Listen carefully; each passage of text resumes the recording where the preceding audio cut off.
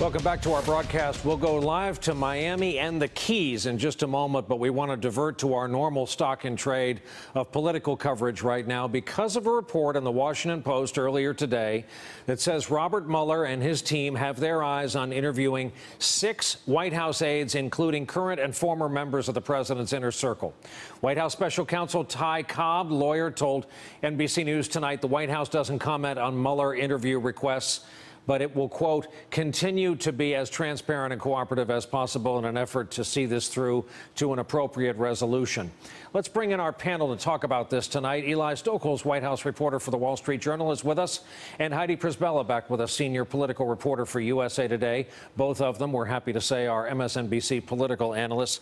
Okay, Eli, we showed the picture of all of them. We'll show it again. Who are they? Who are these players, and why is this important?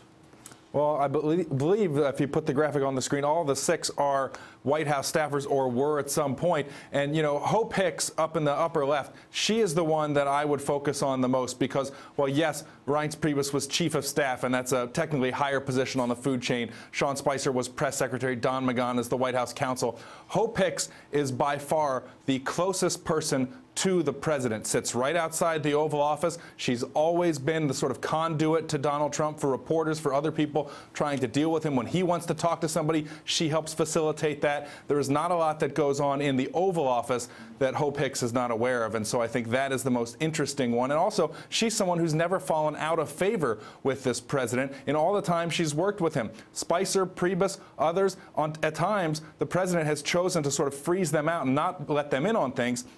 That has never really been the case with Hope Hicks. So, Heidi, you're Robert Mueller. See how I just did that? And what are the questions you want to ask these people? And what is the Post reporting about the storylines this means or this might mean he's pursuing? Well, there are several nexuses with these aides, but I think one of the most important ones, according to multiple accounts, is that Air Force One ride back from Europe, where President Trump reportedly directed his aides to craft a misleading statement about the nature of his son's meeting with the Russians and that Russian attorney, Natalia Veselnitskaya. So that is going to be one of the main pressure points here. And to Eli's point, Hope Hicks, by the way, was one of the aides on the plane there, and she was, according to the reporting, one of the aides who was advocating for a more transparent statement.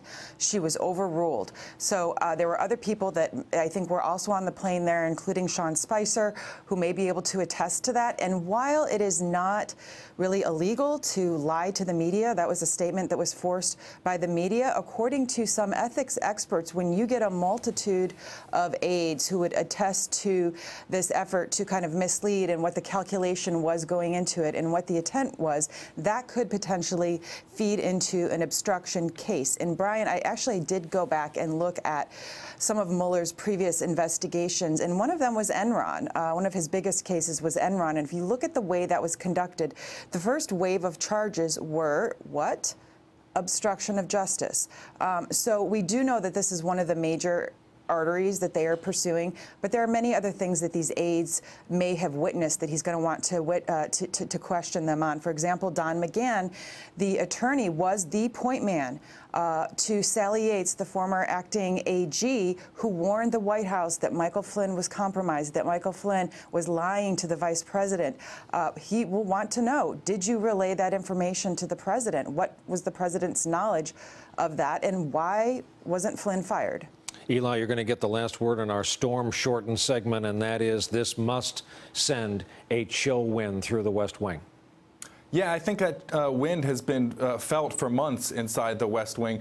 Some of these folks have already gotten outside counsel. Tonight, my friends at Political reporting that Hope Hicks has gotten her own outside attorney. So they've been bracing for this, and they know that it's not just going to be sit-down interviews with Mueller and his team about what conversations were, what their roles were, but he's going to want to see a lot of paper, electronic paper trails of texts and emails. We know there were a lot of conversations taking place around not just the conversations on Air Force One that Heidi's talking about coming back from Europe, but conversations leading up to the firing of former FBI Director Jim Comey.